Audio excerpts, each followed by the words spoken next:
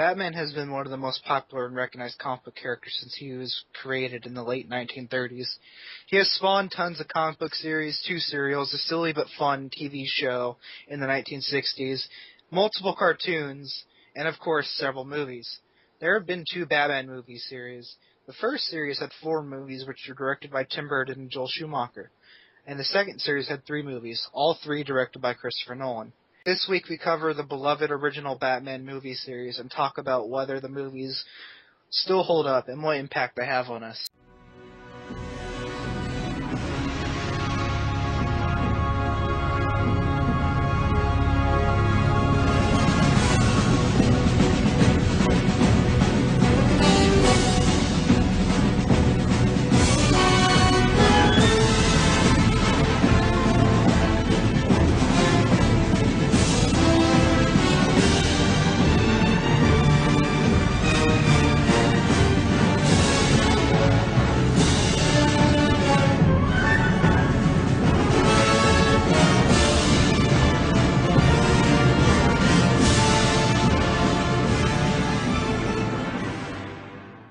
Welcome, ladies and gentlemen, to our first episode of We Do Not Have a Name for this podcast.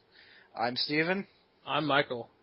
In this podcast, we will cover various franchises from movies, video games, TV shows, maybe even books if we're not lazy and we read. But we watch a lot of movies, so I doubt that. Yeah, we're busy books, we don't read.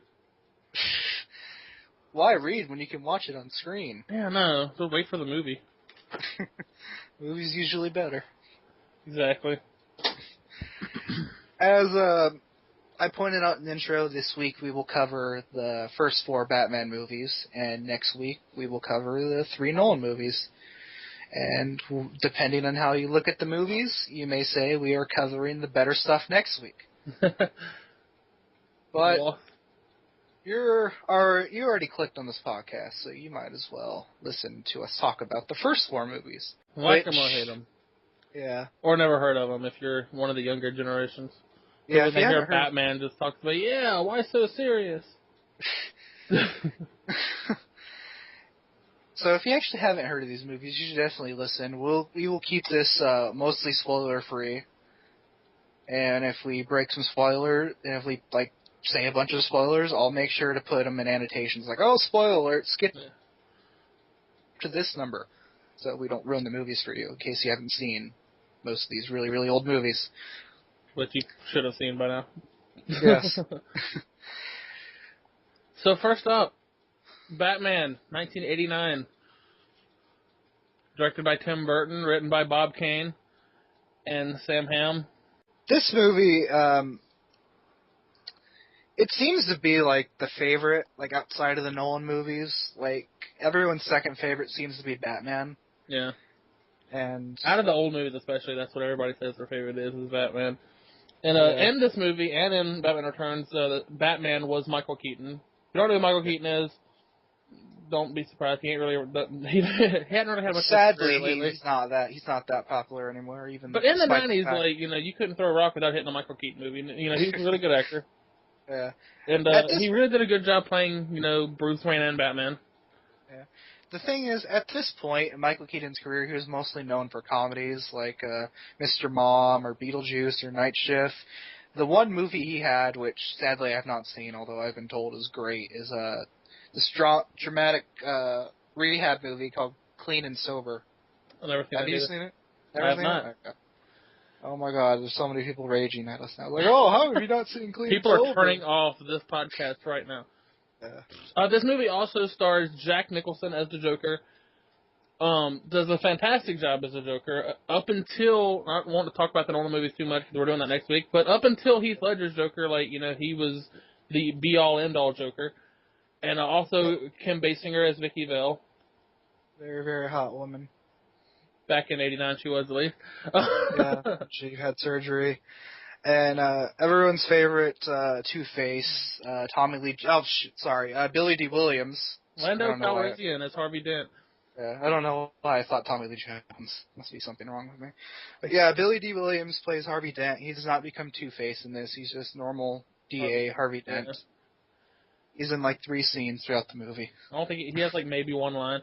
But Yeah. This movie. I mean, going back to when I first saw this movie, I was 4, 4 or 5, something like that. And I remember me and my dad took me to watch it in theaters because I'm that old. But it was really magical to me. Like, it was mind blowing. This was the first time. Like, I knew who Batman was, obviously, but this is the first time I'm seeing Batman like on the big screen and in the black cowl and all that. And it was just really awesome to me. Ever since then, I've always been a huge Batman fan. To this day, Batman's like my favorite superhero. For me, with this movie, I have like a very interesting history with this movie. Being like a kid of the '90s, Batman was pretty much everywhere. Like, he had his own TV show, which as a kid I thought the show was really boring. Then I watched it as a teenager. I'm like, this show was awesome. Why did I hate this? It's quite opposite with me. That's unfair. That's unfair though. When I was a kid, like, I liked the show. I just thought it was kind of slow because I'm a kid. Which show are we talking about? The animated series or like the old campy? Okay, animated series. Completely agree with you. I thought it was kind of boring as a small kid. I like the X-Men cartoon and all that, but Batman the animated series. I mean, I liked it, but it was just kind of hit or miss for me. Now I love it. I own some of it on DVD. I was a huge fan of the Spider-Man animated series. It's like, why is he beating anybody up? Where's the action? Yeah. Although as a kid, I did like the old Super Friends cartoons, but that's because I was a kid. Yeah. And I was just stoked to see Batman and stuff. Oh yeah, as a kid, you're easily entertained. You see Batman on TV screen, you're like, yeah, I'm into this. Which will be very ironic when we get to the later movies. It's for me. So, I did not see Batman first. I watched Batman Forever and Batman and Robin first.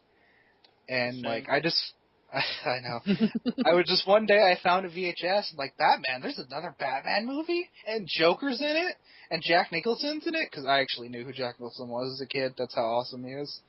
And so, my first experience of it was just finding it in, like, my garage. And, like, I'm going to put this in and watch it because I'm bored. And even as a kid, like, despite it, like, probably being too slow for a kid, like, I tried showing my brother and sister this, they fell asleep. I really liked it. I was blown away by it as a kid. I got to see Joker on screen, and I got to see the awesome, well, at the time I thought it was awesome, Batwing, and, like, there was Prince. I didn't know who Prince was back then, so I had no idea why I mentioned that. You couldn't get away from the Bat Dance back in 89 or 90.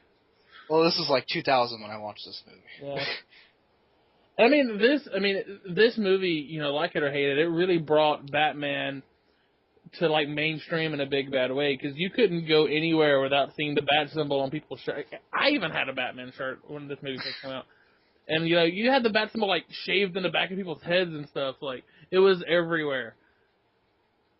I remember seeing an ad for this movie. It was, like, on just, like, the internet. I saw an ad for, like, the VHS, and it was bragging, like, you can own Batman for only $70. That way you don't have to, like, rent it at the video store. You just pay $70 and you can watch Batman forever. Oh, get it? I'm stupid. Name drop. But going back to Jack Nicholson, I think this is the first movie I ever remembered seeing Jack Nicholson in. Because I remember after this, I watched a movie with him, like A Few Good Men or something like that. As a kid, watching A Few Good Men, yeah, I know. But, like, every time it showed Jack Nicholson, I'd be like, oh, it's Joker, because the Joker's, like, when I thought of Joker, Jack Nicholson, he was the Joker. So it was kind of weird watching Jack Nicholson movies after that, because this was, like, my first exposure to Jack Nicholson. Yeah, I would, like, my dad would always show me tons of movies. I would always watch tons of movies as a kid. Like, my dad didn't care if I watched rated R movies, so I kind of knew who Jack Nicholson was. Like, I watched, like, As Good as It Gets, and I can't remember what I watched, like, what else with him, but I knew who he was, so, like, I saw him, and I was like, oh, Jack Nicholson's in this, I wonder who he plays. Yeah. And then you see him fall into a vat of chemicals, and he becomes the Joker. Like, yeah, they actually give Joker an origin in this movie. Yeah. Which is kind of different, because Joker... I know they made him an origin later in the comic books, but originally Joker never had an origin. He was just crazy. Yeah, he was just this crazy dude with face paint and killing everyone. But in this one, they give him an origin, and you gotta point this out, because this is kind of important. Back in this era, you could make a comic book movie that was leaps and bounds different than the comic book and get away with it. Like, nowadays, you can't really get away with that because you got movies like, the Avengers and, stuff like that, just real accurate to the comic book. Comics, aren't comic books, and comic fans aren't treated like, oh, you read comic books, what are you, a kid? Yeah. So, when something like Batman came around and it blew everybody away and everybody liked it, you can pretty much, it could have been, whatever. You could have had Batman killing people, which he does. People wouldn't care. Batman kills everybody in this. In all 4 of these movies, Batman murders everyone. There is no rule in these movies for Batman not killing people.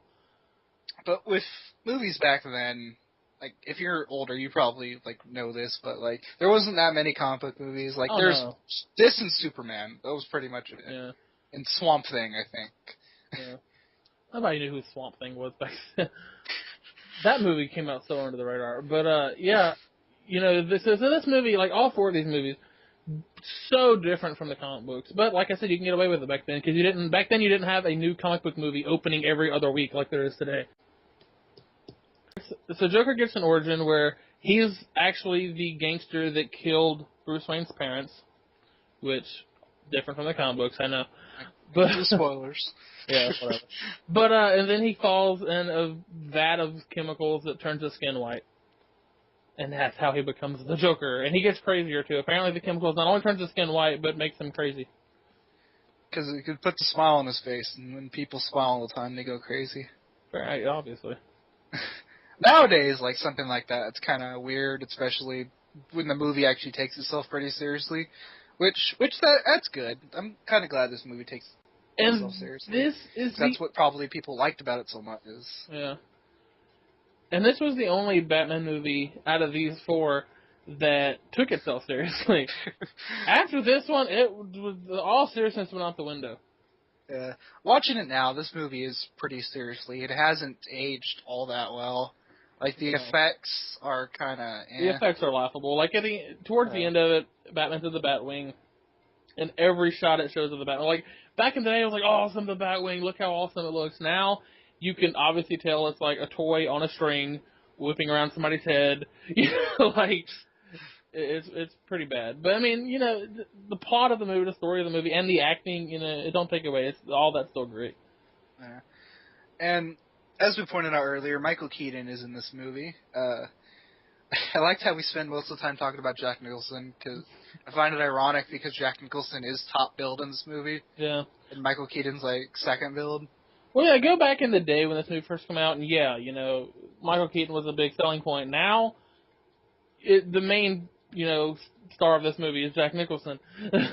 It's kind of like how in the first Superman movie, this is how the casting went in the first Superman movie, in the opening. It was Marlon Brando, who played Jor-El, who's in the movie for 8 minutes. Gene Hackman, who's the villain, Lex Luthor. Then it says Superman. And then after it says the title, it says Christopher Reeve, who of course plays Superman, the main character of the movie. Yeah. But, going back to Michael Keaton, there was a lot of controversy at the time of, oh, Michael Keaton can't play Batman. The dude is Beetlejuice. Thankfully, Michael Keaton just blew everybody away. Yeah. Michael Keaton is a fantastic Batman. He really is. I mean, nowadays you have so many different Batman. Back then, there wasn't many. There was Adam West and Michael Keaton. Yeah. And sorry, but Michael Keaton did a much better job than Adam West. But, nowadays you have a bunch of different Batmans, and Michael Keaton still stands out as one of the best, because when you're playing Batman, you don't only have to play Batman, you have to pull off Bruce Wayne, too, because Bruce Wayne and Batman are really, even from the comic books, are 2 completely different characters. Yeah. Bruce Wayne's this billionaire playboy, just, who has to cover up that he's Batman, and then you have Batman, who's the brooding and, vigilante and all that kind of stuff, so it's actually takes a good actor to pull off both of them characters. Michael Keaton did it. He was great as both Batman and Bruce Wayne.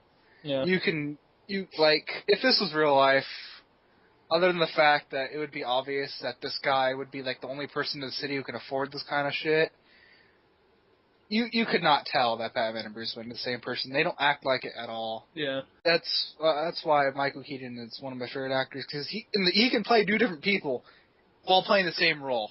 Yeah, exactly. Convincingly. And even in the really bad choreographed fight scenes, he still hold his own. Even though I'm sure that was like his stunt double, but I'll give Michael Keaton credit for it. I saw his mouth. Yeah. I believe he was in a few of those. And he didn't change the voice up that much, so that was the only thing. But that wasn't really thought of that much until the later Batman movies. He changed it enough to where if like someone heard his voice, like, wait a minute, Bruce, is that you? Yeah. He kind of just makes it deeper and talks like slower. Yeah. And this movie, it wasn't Tim Burton-esque that much. Like, there was every now and then there was a couple scenes you could be like, okay, that's kind of Tim Burton, but it wasn't that bad. Yeah, you can tell Tim Burton directed it, but mostly it was a Batman movie. Yeah, it wasn't as in your face as most Tim Burton movies. But then we get to Batman Returns, and it's all different. From the opening credits of the movie, you're like, oh, Tim Pee Wee Herman's in it. And you're just like, just from the way it's shot and the set design, you're like, okay, this is totally Tim Burton. And this isn't even like, this is like back when Tim Burton could still diversify. I mean, like 4 years later, he made Mars Attacks. I could be wrong on the date, but like a few years later, he made Mars Attacks, which also had Jack Nicholson. Yeah, and that Planet of the Apes movie, and like Big Fish. Like he was still diversifying back then. So just nowadays, like you watch this and you're like, oh my god, this is Tim Burton. Yeah. This is as Tim Burton as Tim Burton can get. I'm expecting like a claymation skeleton to help Batman fight the Penguin. No, I'm not dogging on Tim Burton. He's a great director. I love most of his movies. Yeah. But I'm just saying, his movies have a certain look. You can't really argue that. But so of course with Batman was a really, really successful movie. That was the definition of a box office success. And really put Batman on the map big time, like even with non-comic book fans. Like even if you never read a comic book in your life, you knew who Batman was now, and he was out there, and you could kind of act like you know stuff, even though you'd be like, yeah, Batman kills everybody, and the comic book fan's gonna call you on it, but but you can still be a Batman fan even if you've never picked up a comic in your life. Here's the budget and like box office gross, and this is in the 80s. This is $80 dollars. The movie was made for $48 million, which nowadays is probably around $100 million. More than that. And it made $411 million, basically $412 million, which pretty nice. Would probably be close to $1 billion nowadays. So this movie made once again, it could be exaggerating. I'm terrible at math, but this movie was huge. Yeah, I mean that don't sound like that big of a success nowadays, but this is back in '89. Movies in general was different back then. Like box office was different back then. So, of course, with the success of that movie, there had to be a sequel. And in 1992, we just got that sequel, Batman Returns, also directed by Tim Burton. In this movie, we have Michael Keaton coming back to play Batman, and two villains now. We have the Catwoman, who's played by Michelle Pfeiffer, and the Penguin played by Danny DeVito. Interesting casting. It kind of works. Yeah, it works for the characters that's in the movie, not for like being accurate. Yeah, and there was kind of a different. It wasn't really a Batman villain. It was more of Catwoman's personal villain. But we had Christopher Walken, who was an amazing actor, playing Max Schreck. Is that what his name? I just assumed his name was Christopher Walken. That's who he was playing in that. Christopher Walken always plays Christopher Walken. Yeah, Max Schreck's a great character. That's my favorite Batman movie character. Max Schreck is just awesome. Every minute he was on there, I was like, oh my god, Christopher Walken, he's gonna be hilarious here.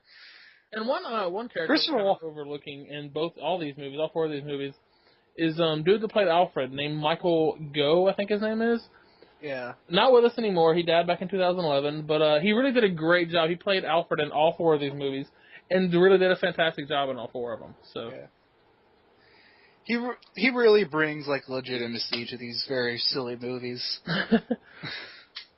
And Batman Returns is really where the series, if you will, starts getting silly.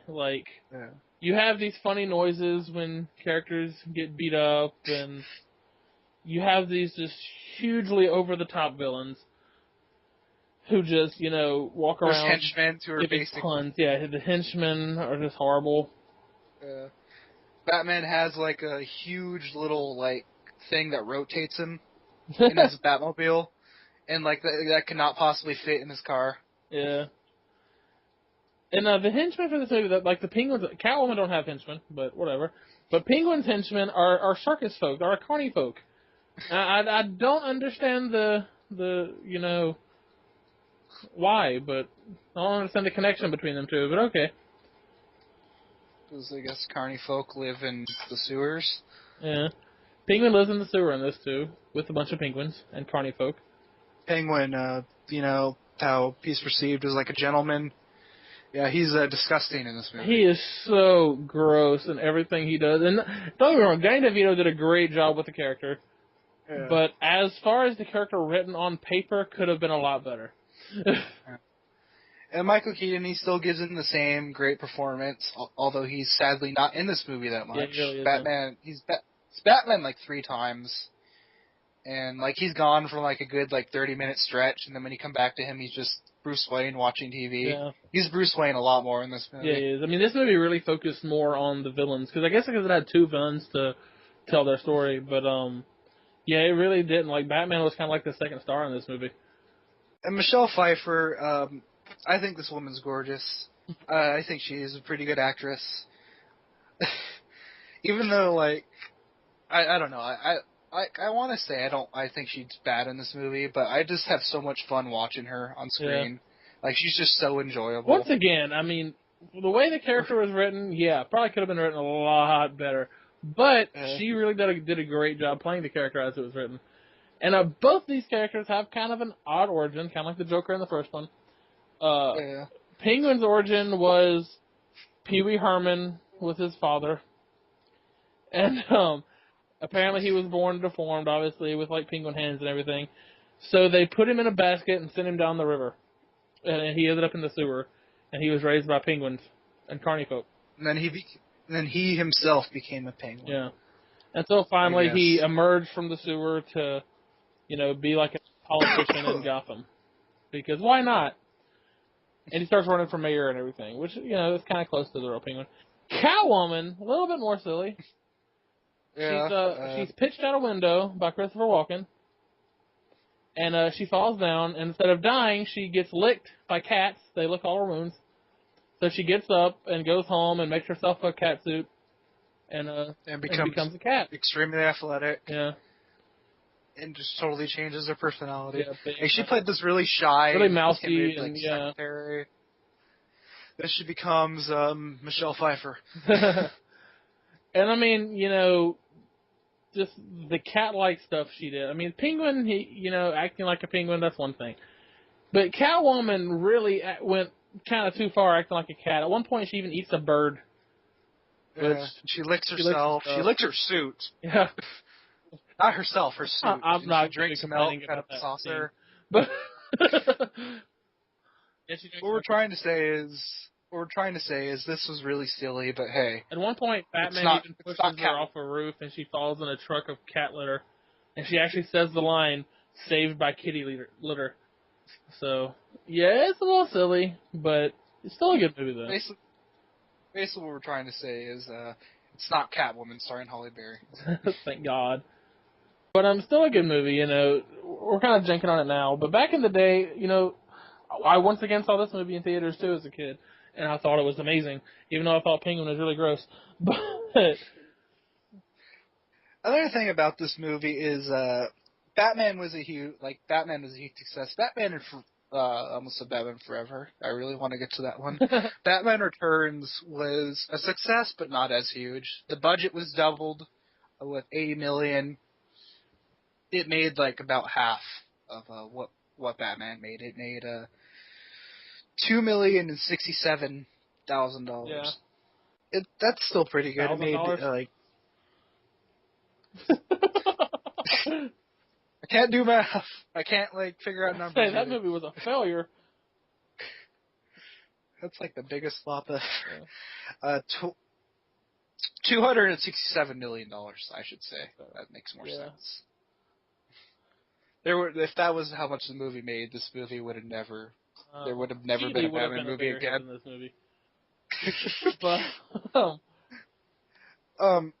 one of the reasons because of that is because this movie is a lot more darker and gruesome. Very, very Tim Burton-esque. Like you Yeah. walk into this movie, even if you have no idea Tim Burton made it. 5 minutes into the movie, you're gonna know Tim Burton made it. Yeah, like we explained with like the characters have really like sad, depressing backstories, and this it is a dark and more violent movie because in this one Batman actually throws a bomb on someone and lets him blow up, and then he smiles about it. Once again, Batman kills everyone in these movies. Another thing about this, and people, I guess people fail to see this because I rarely ever get to see this pointed out when I talk about this movie. This movie is really silly. Yeah, very. It's dark, but it's really damn silly. Very, very jokey, and like not even good jokes. He has. I'm gonna try and keep this like spoiler free, but not Joker. Joker's in the last movie. Penguin has penguins with rockets and night vision goggles attached to him, and he's gonna use them to blow up. I forgot what it was. It's like Town Hall, I think. I think it was like pretty much all of Gotham. Yeah, they were just gonna ruin Gotham with penguins. Yeah, penguins with rockets. And like little targets over their eyes, little target sensors, like they're going down the trench in like the Death Star, little target sensors over their eye. Like somewhere when they were table reading for the script, somebody read, and penguins go to Gotham with rockets attached to their back, and they okayed this. Like somebody should have had a problem, but like maybe we can rewrite this. Maybe it's not penguins, but While Batman's going to Penguin's lair, he's on like this bat boat, and it's kind of like an airboat, and he's dodging these missiles that these penguins are shooting at him, and it's just stupid, but funny stupid. Yeah. But despite it being more darker and more sillier, I still enjoy this movie. I didn't really enjoy it as much as a kid. This is actually the last Batman movie I ever saw. Or this is the last of this movie that I saw. Because after I watched Batman, like a few years later, I figured out, there's another Batman movie? I didn't know there's 4 of them. All in this one is the Penguin and Catwoman. This movie's going to be awesome. And of course, as a kid, I loved it. But as an adult, it's silly. I still enjoy it. As a kid, I don't hate it. I totally adored this movie. But then again, as a kid, just me being able to go watch a movie that had Batman was, awesome. And there was nothing to hate. So, were you able to see this one in theaters? Yeah, I was. I saw all of them in theaters. That's cool. Well, that's cool for 3 of them. So, yeah, Batman Returns. It's not as great. This one has not aged that well at all. This is really just kind of dumb at some parts. But I loved it as a enjoyed kid, it. but when I watched it recently, I was just like, wow, like, this is really silly. But so definitely Batman, better movie than Batman Returns. But still, not a horror movie, still a good sequel. Then we move on to 1995 with Batman Forever. This movie, we'll get into more of the movie. Let's talk about like the behind the scenes stuff. Tim Burton didn't want to direct this. Well, he didn't want to direct the second one, so he was like, I'll not direct this one. Yeah. And the guy that got to direct this one was Joel Schumacher. Who we have not heard about Joel Schumacher, here's some of the movies he's made. He made The Incredible Shrieking Woman with Lily Tomlin. I bet you kids know that movie. A great vampire movie called The Lost Boys, Flatliners, St. Elmo's Falling Fire. Down. Let's not forget that one. That was a good movie. Yeah. A Time to Kill. 8mm, another great movie. Yeah, the awesome 8 million... that awesome Nicolas Cage movie about snuff films. Phone Booth, that Gerard Butler found in the opera. The greatest Jim Carrey movie ever, number 23. No! I'm just kidding. I hate the number 23. But he's a good director, good filmmaker. Yeah. Despite the next movie. But... Yeah. And weird choice to make this movie, but I think he pulled it off. And with a new director came a new Batman. Val Kilmer now was playing Batman. And I'll probably get a lot of crap for this because a lot of people disagree with me. But Val Kilmer was the best Batman and Bruce Wayne combo. I thought he did a much better job than Michael Keaton. I agree. I don't know if I'll say he did a much better job. I just think that I can't do it with hands, but Michael Keaton had this one line, and then Val Kilmer just passed it just enough for me to say that okay, Val Kilmer did a better job. Yeah. And if I didn't really think if Val Kilmer was in Batman, even though he's pretty young at the time. This Batman Forever is just after Tombstone, so Val Kilmer is already pretty popular at this point. Yeah. But if this was the first, if he was in Batman with the Tim Burton one, I think he would have been everyone's favorite Batman. Mm-hmm. But it's because of this movie that people are kind of Val Kilmer wasn't that great. And also new villains in this one. You got Tommy Lee Jones playing Two-Face. Wait, I thought Billy D. Williams is Two-Face. Well, that changed now. That's not Tim Burton anymore. But okay. And you got Jim Carrey playing the Riddler. And this is going back to 95. Jim Carrey just started taking off in the early 90s. Was huge by this point. Was a huge comedy star. With movies like Ace Ventura, The Mask, Dumb and Dumber. He was huge at this point. So seeing him in this movie sold the movie. Having him as the Riddler in a superhero movie, in a Batman movie, that alone made people flock to the theater to see this movie, because that's how big Jim Carrey was back then. Hey, Bob, do you want to go see Batman? Do you want to see the new Batman movie? It's I didn't really like Batman Returns, Gary. Dude, Jim Carrey's in this one. We have to see it. Jim Carrey! All right, let's go get our tickets now! It's kind of like that. And a very controversial plot twist in the Batman story. This movie added Robin into it, played by Chris O'Donnell. Dick Grayson Robin. Yeah, not he doesn't play Tim Drake or anyone. He plays Dick Grayson of the Flying Graysons, and they have his origin story in this too. Which I actually thought was pretty well done, his origin story. Yeah. With having to do all this other stuff, with having to tell the Riddler story, Two-Face's story, keep Batman interesting, and also tell Dick Grayson's origin, I thought it did a really good job. Yeah. Yeah, this is one of the few movies of where it has so many stories and characters going around, but it actually is able to fit everything without feeling too much is in there. Mm-hmm. I'll use Spider-Man 3 as an example. Spider-Man 3 is 3 villains. Spider-Man getting the black suit. Spider-Man having problems with Mary Jane. Just tons and tons of stuff, and it's Sandman. It's too much. Yeah. And it all made for a terrible movie. Yeah. We'll get to the Spider-Man movies. And another thing I'm going to say to get a lot of crap for this is Batman Forever, by far my favorite Batman movie of these 4. Yeah. It's really hard for me to pick between this and Batman. Yeah, I mean, it is really close between this and Batman, but this, I don't know, this was the first one I owned. I saw all of them in theaters. I think I had a copy of Batman and Batman Returns, a copied version, a recorded version on VHS. It wasn't really that clear. But this is the first one I actually went out and bought on VHS and would watch it every day. I could quote this movie as a kid. I loved it so much. This movie, this is the first Batman movie I ever saw as a kid, and I just love this. I was probably 4 years old, so even before I watched the movie, I probably already decided to love it. And in this movie, it was kind of like this in Batman Returns, but not as bad. But in this movie, and it carried over to Batman and Robin, Gotham as a city was kind of its own character.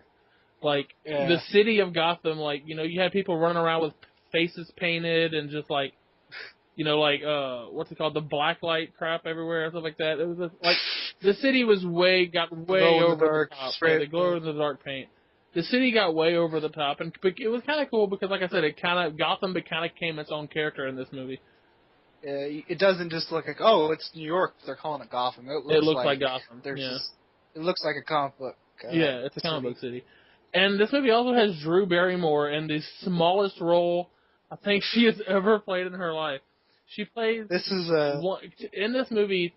Two-Face, Tommy Lee Jones, has 2 girlfriends. She has a good one and a bad one. She plays the good one. And Debbie Mazar, I think how you say her name, plays the bad one. This is around the time where Drew Barrymore started not have a career because drugs. Yeah. And but it's okay. She got off the drugs and she's awesome again. Yeah. But this on Bruce Wayne / Batman's love interest in this movie is Dr. Chase Meridian, played by the beautiful Nicole Kidman. Beautiful back then. Most gorgeous Batman lead in my opinion. Yeah, mine too. Like she's, but like I said, that was back in '95. Now Nicole Kidman, a little bit too many facelifts, but back in '95, Nicole Kidman was a beautiful woman. I ain't gonna lie. Even though she's beautiful, though, I wasn't a fan of like her character. All her character really does is like they bring her up to be like, oh, she's like the super smart psychiatrist, but all she does in this movie is just flirt with Batman with like really stupid puns. Yeah. And speaking of puns, since of course, like I pointed out, the last movie really underperformed due to being really dark. This movie is a lot more campier. This movie is basically a comedy. This is a really silly movie. Yeah, it really is. But I don't know, it kind of worked with this movie. Mainly because, you have Jim Carrey, mainly. Because Jim Carrey was the jokiest, most over-the-top character. Like, he really turned the Riddler into this just constantly joking, over-the-top guy. And it kind of worked. This is before... If it was anybody besides Jim Carrey, it probably wouldn't have worked. But it kind of worked in this case. Yeah. This is before Jim Carrey was like people could take him like seriously. Oh yeah, as a serious Jim Carrey actor. had no serious roles back then. Yeah, like before the Truman Show and like stuff like The Majestic and Eternal Sunshine. No one knew that like Jim Carrey could be serious, so he's just Jim Carrey in this. He is literally Jim Carrey as the Riddler. Yeah. How you think he would play the Riddler is how he plays the Riddler. And so if you love Jim Carrey, you'll love him in this. If you don't really like Jim Carrey, then you're not going to like him in this at all. He's not going to turn your head around or anything. If you think he's grating, he's probably going to be really grating in this. Yeah. But the main, like, what the bad guys are doing in this movie, I thought was much better concept than the last one where you had penguins with rockets killing the city. This one, you have the Riddler has this device he's going to put on TVs, and he's trying to mass market it. It kind of puts you into the movie, but at the same time, it sucks out your brainwaves and gives it all to him. So you get dumber, he gets smarter, pretty much. Which, it's beyond unrealistic, but it's a comic book movie, and as that, I thought that was pretty cool. And going back to Tommy Lee Jones being Two-Face instead of Billy D. Williams, although how Two-Face is written in this movie, Billy D. Williams couldn't have done it. He's too cool, and I don't think he has that range. And if you, think of Tommy Lee Jones now, if you've never seen this movie, think of Tommy Lee Jones now from, No Country for Old Men and movies like that where he's real serious.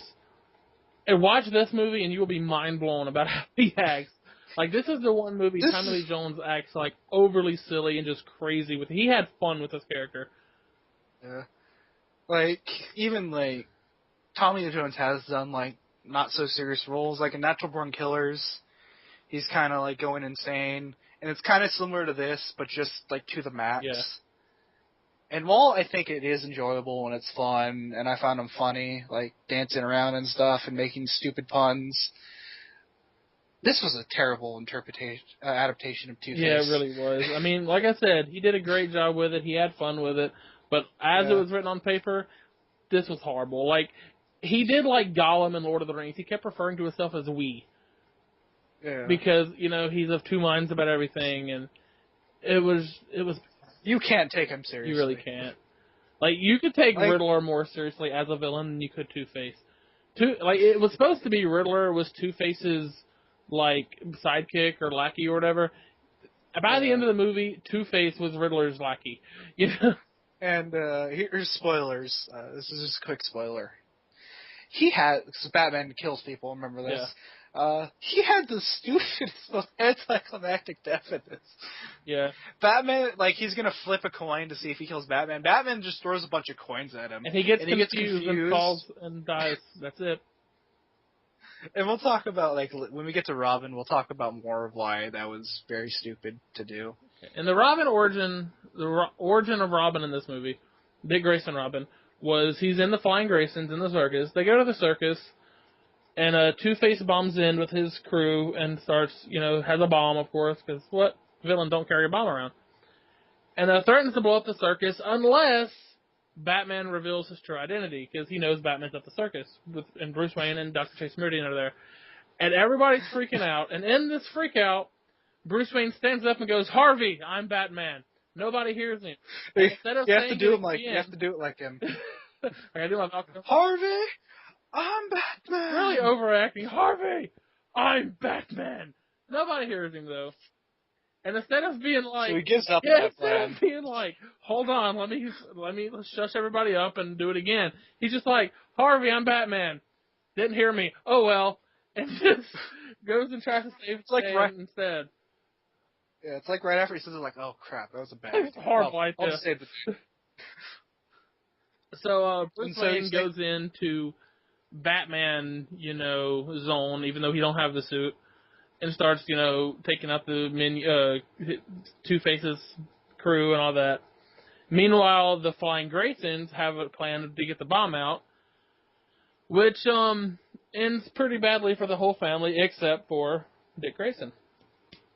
I'm not going to say spoilers here because it's a comic book knowledge. Yeah. Dick Grayson's family dies.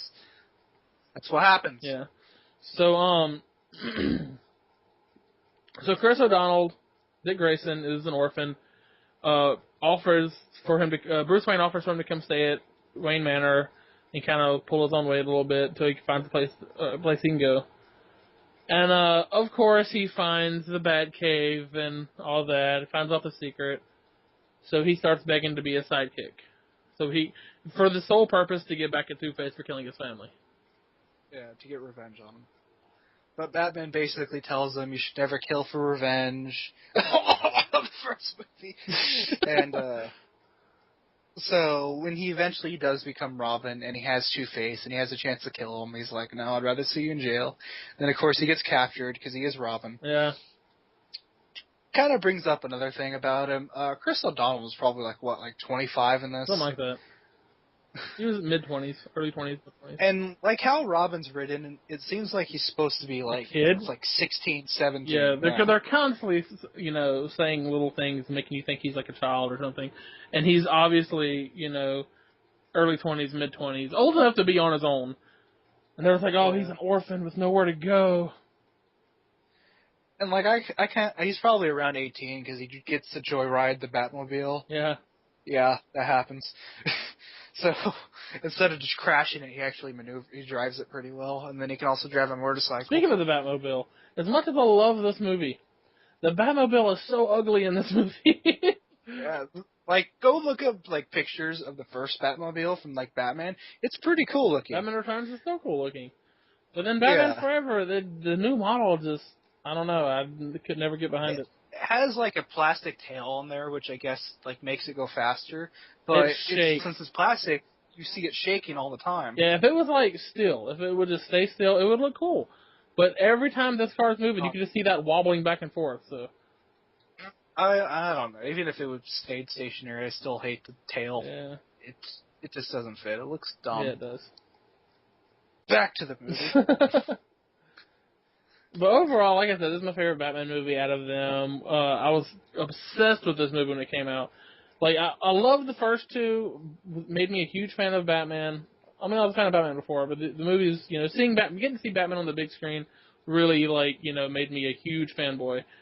But I didn't start getting, all the toys and, had stickers everywhere and just everything until Batman Forever. I got really, really into Batman Forever. Yeah.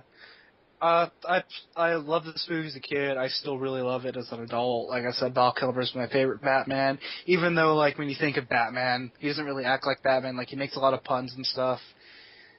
But Val Kilmer's just a great actor, and he brings in a great performance in this movie. And I love this movie. I love his performance.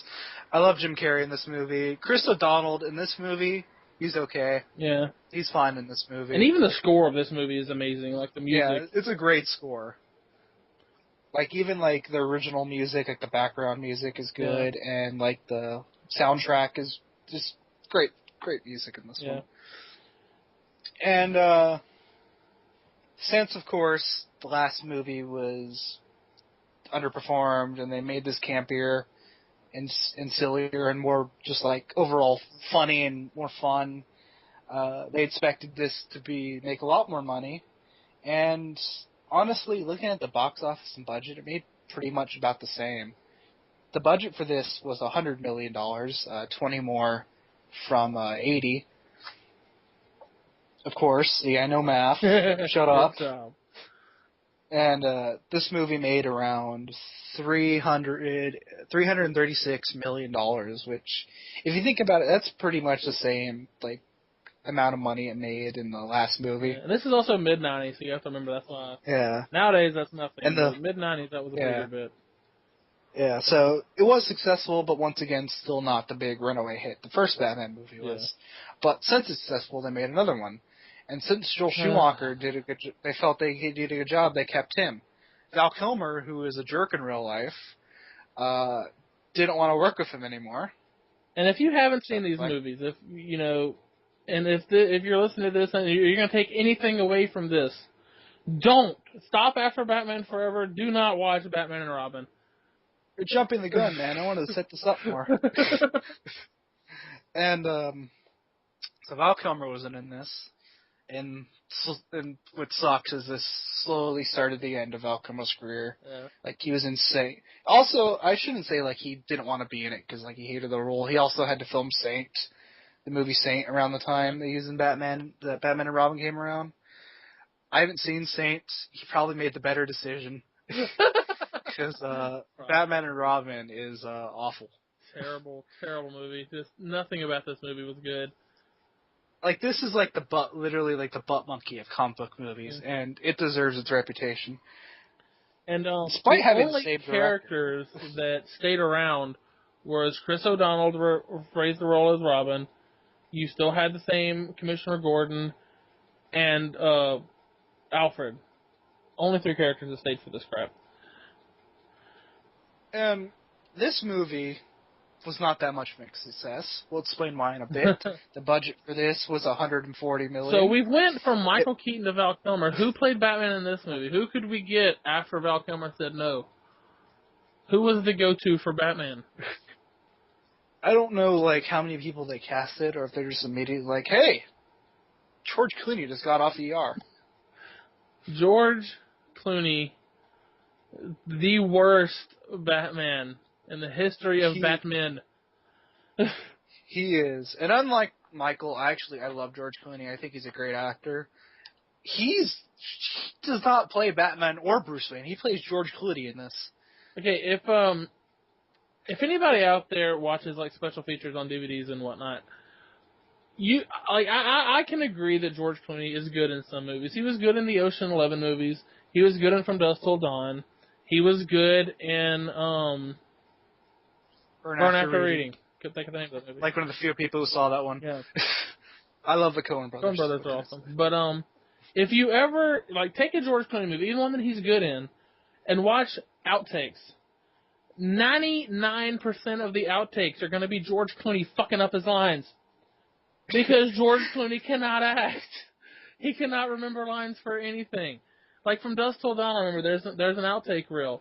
And I can't remember the line, but it's the scene when they're in the convenience store, like George Clooney and Quentin Tarantino holding the guy at gunpoint. And George Clooney has a very simple line. I can't quite remember what it was. It's been a while since I've seen that.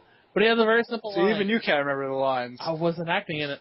But he cannot get it out. And it's just like 50 outtakes of him going to say the line and being like, oh, I forgot, you know. But you see, when he gets it right, it's awesome. He has a lot of great lines in this. That's one of many reasons I'm not a huge fan of George Clooney. Yeah, I love George Clooney, but he's terrible in this movie. He wasn't a good, you can argue that, Val Kilmer wasn't as good of a Bruce Wayne, but a great Batman. I'll agree. I'll take you on that. George Clooney sucked as both. Bruce Wayne and Batman, he just sucked at. And not only that, he can't help this part, but him in the cowl just looks silly. Just his face in the bat suit just look. And hearing his voice come out of that. It's like, Danny Ocean, what are you doing fighting crime? Aren't you going to go, rob a bank or something? even though Ocean's 11 came out later, so I don't know why people would be saying that in And 97. the movie is called Batman and Robin, which is fine. It's a not good title, whatever. But then they introduced Batgirl in this one, played by Lisa Silverstone. Which, right when they introduced Batgirl, I'm just like, why the hell did you call this one Batman and Robin if you're just gonna, unveil another superhero? Should have gave it another shitty title, like Batman Redemption or something like that. But we also have that would probably we also have 3 villains in this movie.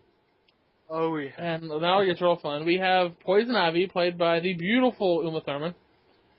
Who's closest they got right, I guess. Yeah, if they had to get something right in this movie, Poison Ivy was probably the closest one.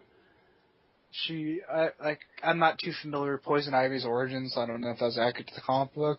But basically, like, she's a botanist. Like, she's kind of already a supervillain of how she's talking. Yeah. She basically wants to genetically engineer plants to become more carnivorous and eat people. Yeah.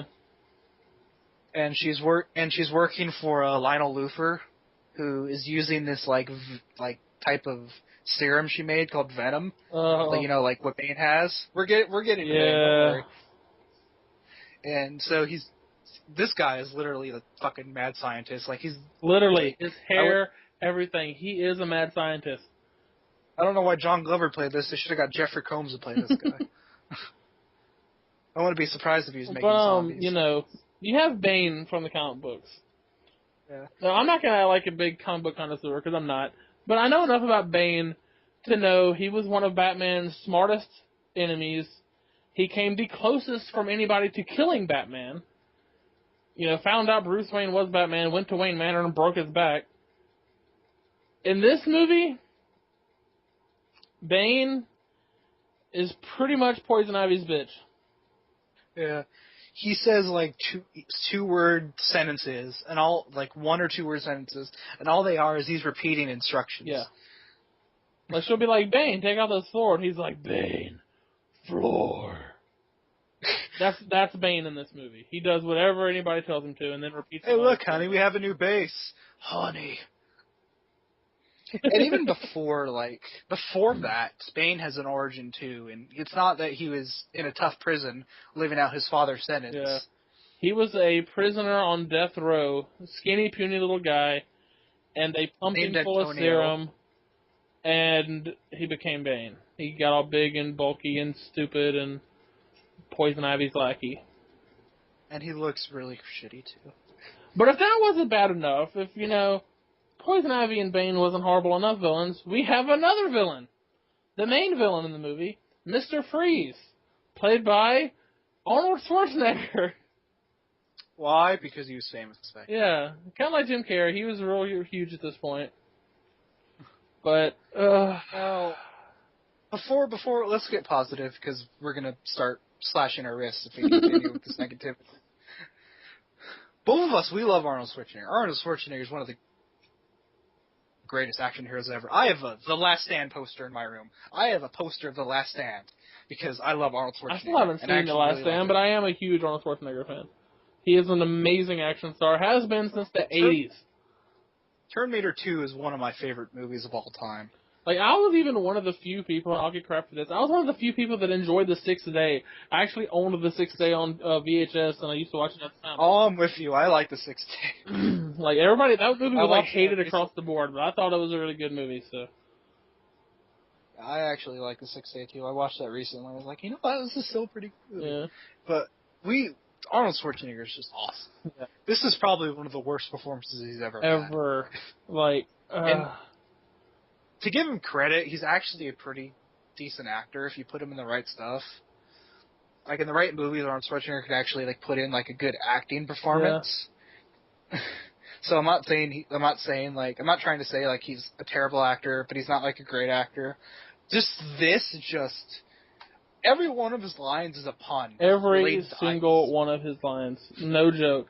That is not even a joke. Every line in this movie is him making some kind of cold ice joke. What killed the dinosaurs? The Ice Age. Yeah. You're not putting me back in the cooler. Chill. He's not lying. This is literal dialogue. And it's like this for the whole movie that lasts over 2 hours long. Vivica Fox is like a 30-second scene in there. She's like, talk about your cold shoulder. Yeah, Vivica Fox is in one scene where she's like this chick that hangs out in the ice layer and like has a big crush on him, and he's not interested in her. Never shows her again, though. She shows up for this one scene, acts like that. She's like, hey, you make my blood boil, even though it's really cold. Remember that one awesome, like, the one scene she had in Kill Bill? That really awesome scene where her and Uma Thurman just beat the shit out of each other? Imagine the opposite of that. But she's still hot in it. Yeah. That's good, I guess. You know what? No, fuck it. This movie sucks. I'm not giving that scene a pass. But, yeah, even Mr. Freeze's origin in this movie is just kind of weird. He's a doctor, and he's, like, frozen his wife because she had some kind of disease. That's actually accurate, though. Yeah, but... The least accurate part about it is how he's Austrian for some reason. I think Mr. Freeze is supposed to be German, and they just, like, got close enough. His origin isn't too bad, just Arnold's performance and the suit. The suit. And everything else. And the suit's not even closed. Like, you Just, see Mr. Freeze in the comic books, he has, like, this closed thing around his face. This movie, it's open. It's like there's something coming up the back of it, but it's like in the front of it, it's open. You can see you're like, oh, no. Which I didn't even know. Like, when I first watched it, I was watching the scene, I was like halfway through the movie, I was like, wait a minute. Is that open? Does he have an open face mask? And it just... Then, like, I thought for a second, and I thought about the whole costume. I was like, this is the most ridiculous costume ever. The Mr. Freeze from the 1960s TV show's costume was not as terrible. Yeah. And the plot in this movie is Mr. Freeze, and they make Mr. Freeze out to be the main bad guy. And he's wanting to get diamonds to freeze Gotham because why not? So he can hold it out. Okay, I believe it or not, I actually remember his plan because it was just stupid. He needs diamonds to like power his suit, and then what he's gonna do is he's gonna take this giant telescope that Bruce Wayne just donated to this observatory because he's Bruce Wayne and he can afford stuff like this. Why wouldn't he have a big telescope? Yeah, he's like, I'll just have this dumb telescope that is not working out. We'll just give it to this observatory. So he uses this telescope, and what he's going to do is he's going to freeze Gotham so he can hold it at ransom to get money to fund his research. Even though they make it clear in this movie, every time he freezes somebody, they have 11 minutes to thaw them out or they die. So his plan is to freeze Gotham for 11 minutes. The president has 12 minutes to decide. Yeah, it's like, come on now. And 12 minutes elapsed, they lost their bargaining chip, and they can just nuke Mr. Freeze. Yeah. But what makes that more stupidity is if he has freezing guns and technology like this, why doesn't he just rob Gotham? Yeah, exactly. Like all the banks. Why doesn't he just take all the money? Why doesn't he go to Bruce Wayne's bank and just steal all of his money? Yeah. You could have had that be the plot. That's how Batman fights him, is because he's in his... The thing is, that's a subplot for this movie, because the main plot of this movie is Batman and Robin arguing over everything. Like, the beginning of the movie, the first line in the movie, you see the Batmobile, which is uglier than the Batmobile from Batman Forever. You see it come up out of the ground, and the first line of the movie is Robin going, I want a car. This is why Superman works alone. Yeah, and then they finally have a freaking shout-out to the Justice League for the first time in any of these movies.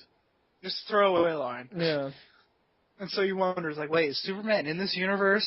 What's going on? Oh, wait, never mind. There's another stupid pun. Let's forget about that. Yeah, I'm just going to put this out there. It has been quoted before that Tim Burton, if you've watched the Even the Kevin Smith one, you've not heard this, but Tim Burton has actually quoted before that he never reads comic books. And if you watch these movies, it's very obvious. Yes. Even if the first movie is in the same style of like the more popular comic books, you can tell like that he's just making a good movie. It isn't like I don't know if there's any love or anything into the characters, but Yeah. So, but Poison Ivy. That's the main plot of the movie. Poison Ivy has this, pheromone she can spray in your face and makes you fall head over heels in love with her. She does this to Batman and Robin. And Batman, of course, he understands what it is after a little bit, and he's like, okay, well, I'm not falling for it. Robin, on the other hand, through the entire movie, is in love with Poison Ivy, and he keeps on griping at Batman, like, oh, she don't love you, she loves me, and blah, blah, blah. Meanwhile, Robin in this movie is just a whiny little bitch through the entire movie. I want to bet Sick Sky. Yeah, he wants a car. You're mad because she loves me, not you. He wants a car. He wants Poison Ivy. He wants the hot girlfriend. He wants the bat symbol. He wants everything. First movie, like I said, Chris O'Donnell was fine in it. I think he was a little too old for it. But in this movie, he's annoying. Yeah, very annoying. I think this movie killed his career. What the hell was he in after this? The Legend of Bagger Vance? Something like that. But and then he was in that terrible Max Payne movie, and now he's on NCIS Los Angeles. So yeah, exactly. That's been his career after this movie. This movie ruined him. Pretty much. But it's like the only actor who got ruined for this movie too. Yeah, and Alicia Silverstone, who they randomly bring in this movie, who plays Barbara Wilson, is Alfred's niece, and don't ask why. And she's wanting to come. No. She's wanting to come get money and pretty much because apparently Alfred's a slave instead of just a hardworking American. But she's wanting to pay off his freedom or whatever, so Alfred can be free. And then she finds out that he don't really want to be free, and he likes working there, and he's also dying, which is the coolest plot point in this entire freaking movie. Mainly because the guy who played Alfred's actually a really good actor, and so that's what I meant why he brings legitimacy to these movies, because his scenes are the best part of the movie. And and if in the scene where Alfred's laying on his deathbed and Bruce Wayne's talking to him, put Michael Keaton Bruce Wayne in that scene, put Val Kilmer Bruce Wayne in that scene, you would have the whole audience crying. But George Clooney Bruce Wayne in that scene, it was laughable. It was almost creepy the way he was talking to Alfred. Because he was just like, I love you, old man. And it was like, okay, ease up off Alfred, but... Not only is the randomness continues with Alicia Silverstone's character, Mrs. Barbara Wilson, not Gordon. Yeah, not Gordon. And in this movie, one of the most hated scene for me in this movie, and that's saying something, is Alicia Silverstone's character is staying at Wayne Manor, and she kind of gets up late one night, sneaks off, and steals a motorcycle. And Chris O'Donnell's character follows her without her knowing. And they go to a motorcycle street race. And they race. And she ends up wrecking. For a good 5 minutes. Yeah, 5-10 minute scene. She ends up wrecking. Robin saves her. She finds out he followed her. She gets kind of pissy, but they, reconcile and they go back to Wayne Manor and they're all happy. And they never mention it again. Nope. I mean, this movie, granted, it was going on a horrible line, but it's following this straight little path, and then all of a sudden it just takes a complete right, and they have this scene, and then it goes back on the path again. And this scene was just was the movie not long enough? Were they we need a little bit more time in this movie. What could we do? We could have a race scene between Batgirl and Robin. Okay. We need to make this movie over 2 hours long. Yeah. I mean... That's how we get the big bucks. It was just horrible. There's so many different side stories. A lot of them that are dropped. They really tried way too much with this movie. They had too many characters. They tried for way too many plot points, way too many subplots, and it was just horrible. And going back to the super serious Alfred is dying thing, this movie, this is a comedy. Yeah.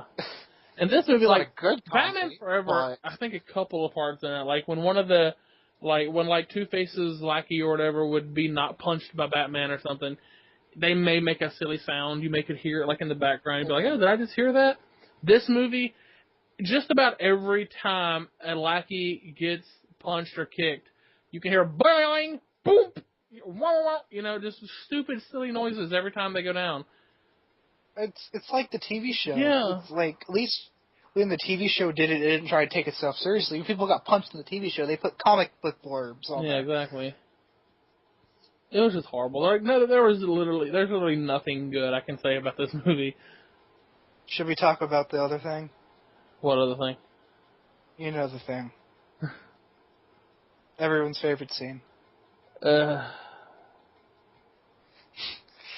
So, because Poison Ivy's making Batman and Robin fall in love with her, they're at like a gala where like they auction off women, which is Bruce Wayne's gala, but Batman shows up. I don't know why no one questions that. Yeah. So, Yeah, Bruce Wayne. Yeah, let's go back to that. That's a huge plot hole in this movie. They say like 5 times that Bruce Wayne is throwing this. It is Bruce Wayne's party. They mention this over and over and over. But is Bruce Wayne there? No, but Batman is. So somebody had to put 2 and 2 together. Like, why is Batman here and not fighting crime? yeah, since in this movie's universe, Batman and Bruce Wayne are the same person. Since George Clooney is playing both Batman and Bruce Wayne, George Clooney makes no effort to change his voice or act different. Yeah. It's people in Gotham are stupid. How could you not figure this out? Yeah, and they're auctioning off. Clark Kent, better disguise. Yeah, exactly. And they're auctioning off women, and each woman has like a flower name. Like there's Daisy and whatever. But Poison Ivy crashes in.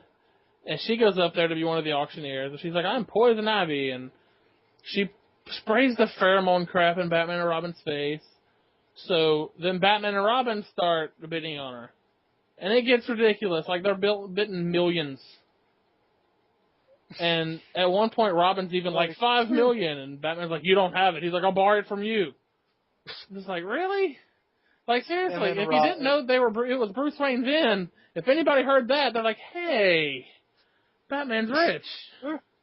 Who's rich in Gotham? Bruce Wayne, And then after oh god, the Robin worst thing says in this that movie. stupid line, he charges $7 million. Everyone gets shocked, and then the audience gets shocked because they're not. Batman whips out. Wait for it.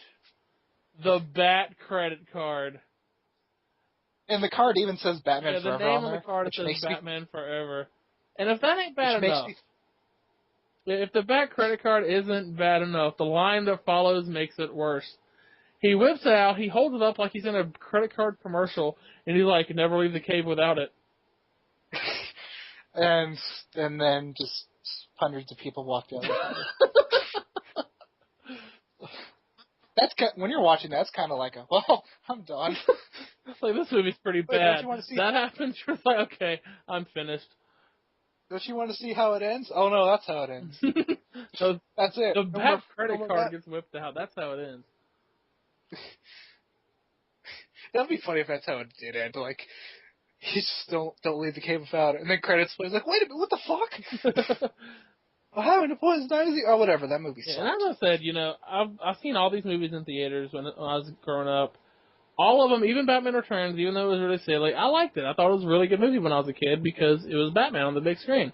As a kid, I wasn't that hard to impress with movies. If it was a fun movie to watch, it had like a character I really liked in it, I would watch it. This movie, as a child, this movie came out when? 97?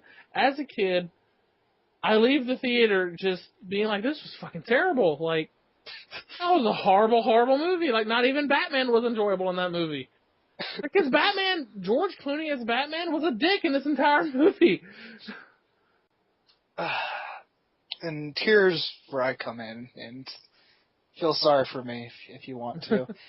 This was the second Batman movie I saw. This one came out around the time of, well, I'll just go straight into it. My 2 favorite movies as a kid in the late 90s were Lost in Space and Batman and Robin.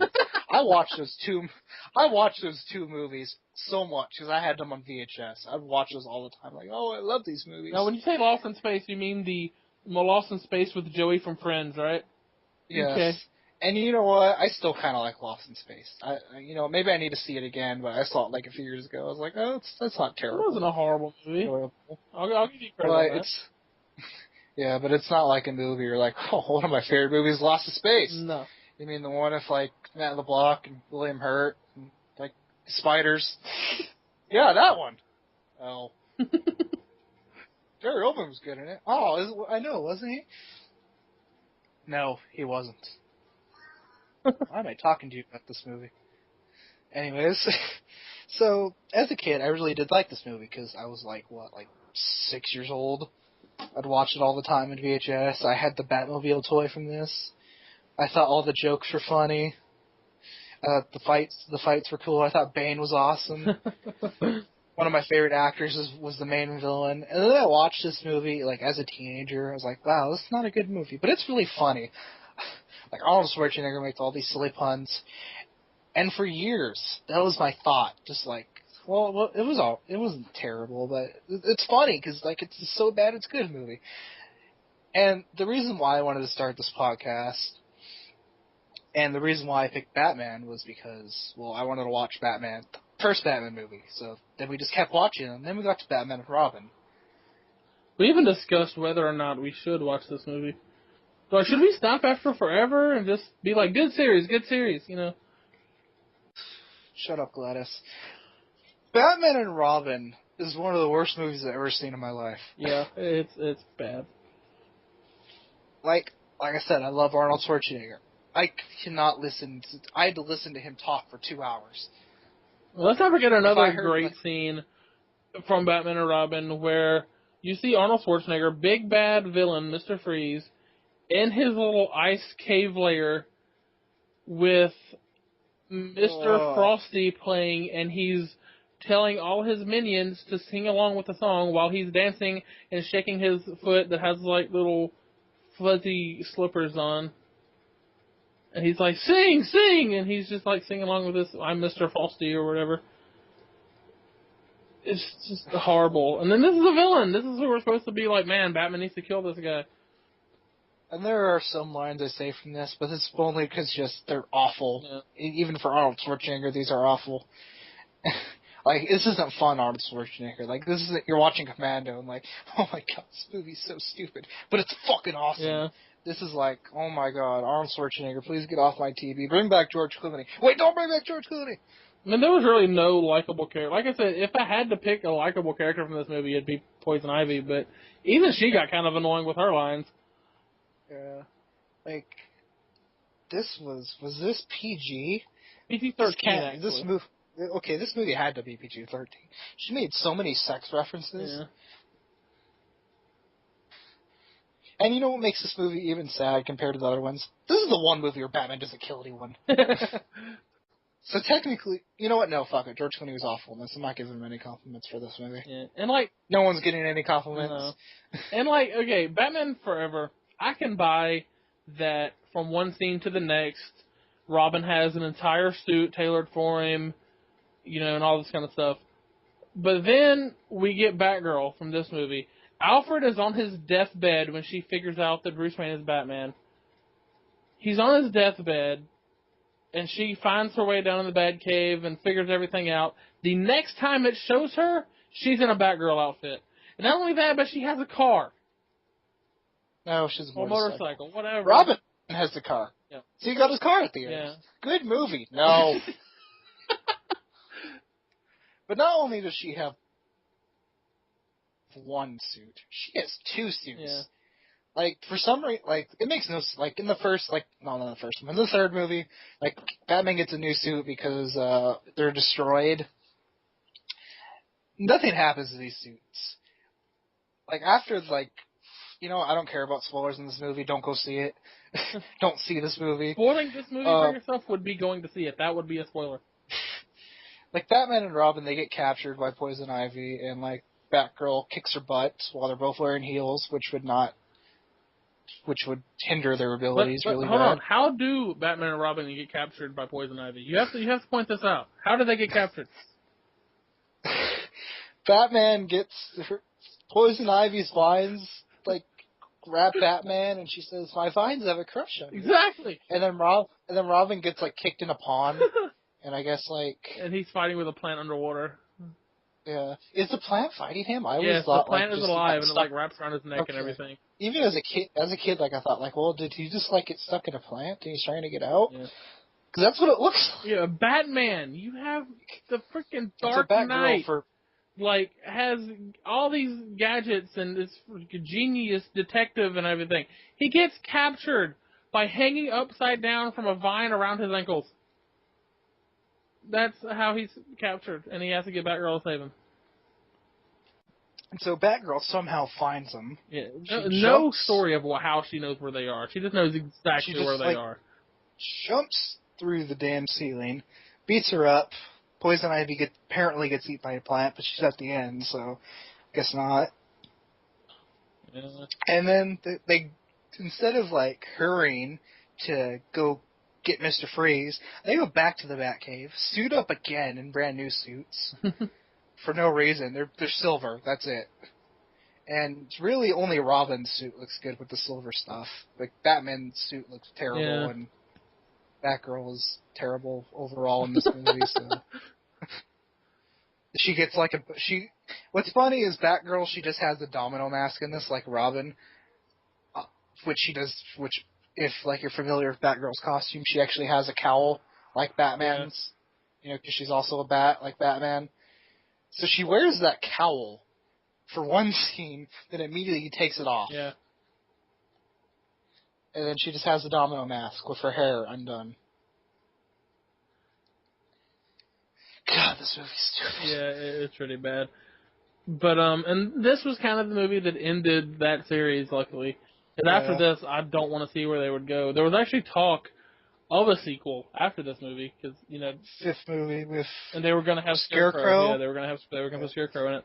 I did not want to see how Joel Schumacher was going to do Scarecrow. Oh, I wonder who it would have been. See, who's popular back then? I think this had been around, like, 99, probably, so you got to see who was popular back in 99. James Van Der Beek. Oh, God. James Van Der Beek as the Scarecrow. James Van Der Beek is... Jason Bigg. He's this...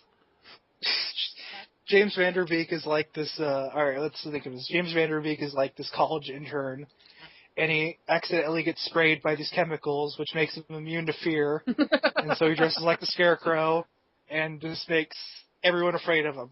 And at the end, when he fights Batman at the end with... And in this movie, they not only have Batgirl in it again, they add another Robin, so there's two Robins. But the first Robin never dies, though. Yeah. There's just the Nightwing, and then there's Robin. Yeah. So there's four heroes, so at the end all four heroes can run to the camera. And Batman just overdoses Scarecrow, and then Scarecrow becomes afraid of bats. And then he's just in Arkham Asylum at the end, and he's afraid of bats. Oh wait, that happened to the Riddler. Alright, never mind, bad movie. Luckily they never made that movie, though. And we didn't see another Batman movie until Batman Begins, which we'll talk about next week. Yes. So, overall, these movies started out, like, dark, similar to Batman. Well, they slowly got more sillier.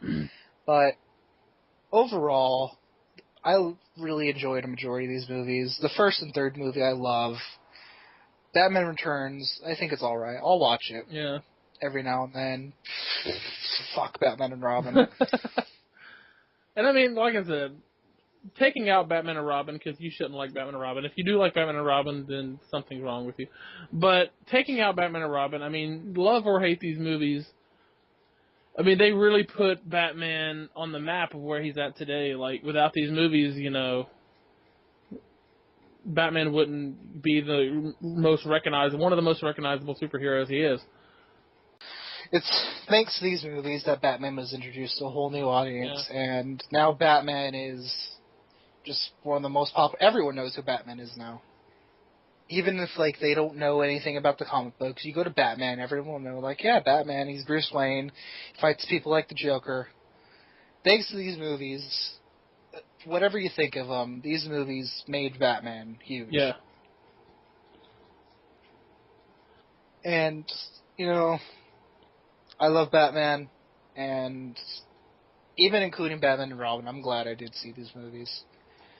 I mean, especially growing up as a kid. I mean, it was great to have these movies growing up. Because, as a kid, what comic book movies did we really have as a kid? Yeah, they had, Superman. Especially good. Superman and Batman and Blade. Blade really only counts for me because I was a kid. I'm old. And I like the Phantom and Shadow, but most people don't, so... Yeah, you had, the Phantom, the Shadow. Shadow was good. I never Captain America. The Shadow was good. Steel. Oh, God. All those great ones. Yeah. Steel and Batman and Robin killed like comic books for a while. Yeah. And then Blade came out, and people were like, Blade's "Blade's a comic book?" And then X-Men came out, and people like comic movies again. Yeah. But yeah, for a while though, I mean, this was the coolest comic movie out, and like I said, especially for me who remembers them coming out in theaters because I'm old. But it was really great growing up, like having these movies to watch and having them like at your fingertips. It was an awesome time, and turned me into the Batman freak I am today. So. From good and bad, we both like these movies, and, well, we hope you did too. And if you haven't seen these movies, definitely watch the first three. Yeah. And if you're really, really curious, still don't watch Batman and Robin, because trust us, it's terrible. This is horrible. Please take our word for it. So I hope you enjoyed our first episode. Like we said, next week we will cover the Nolan movies. And maybe even touch on this new movie coming out, Batman vs. Superman, or Superman vs. Batman. Maybe talk about the new Batman. That's kind of controversial. That's like maybe our opinion. Maybe I hope that's like an official name for him. And maybe hear our controversial opinions on that. But you'll have to tune in next week for it. And if you have any feedback about the show or Batman in general, well, be sure to tell us, good or bad. What's your thoughts? Would these movies touch your heart like they did? Or did you watch these and like, oh man, these are awful? Or did you watch them and like, that's not like how Batman is. Worst movies ever. And also feel free to tell us any comments you have about the podcast itself. Maybe a name. First episode. Yeah, name for us. Advice. Constructive advice, though. Don't just be like, oh, you guys suck. I bet you guys are fat. Nothing like that. Just be like, this is our first episode. It's kind of rough, but hopefully we'll improve over the next few weeks. My name is Steven. You can find me at my channel, MovieBuff3000, which you're most likely watching it on my channel, or you're watching Michael's channel, which is... My name is Michael. You can find me at MovieBuff1084.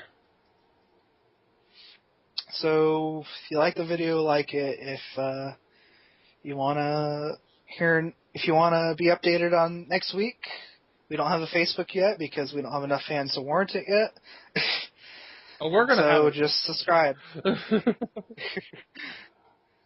By next episode we should have Facebook. So for now, subscribe, and then when the Facebook comes, you can unsubscribe if you want. But don't. We like subscribers. Until next time, I'm Michael.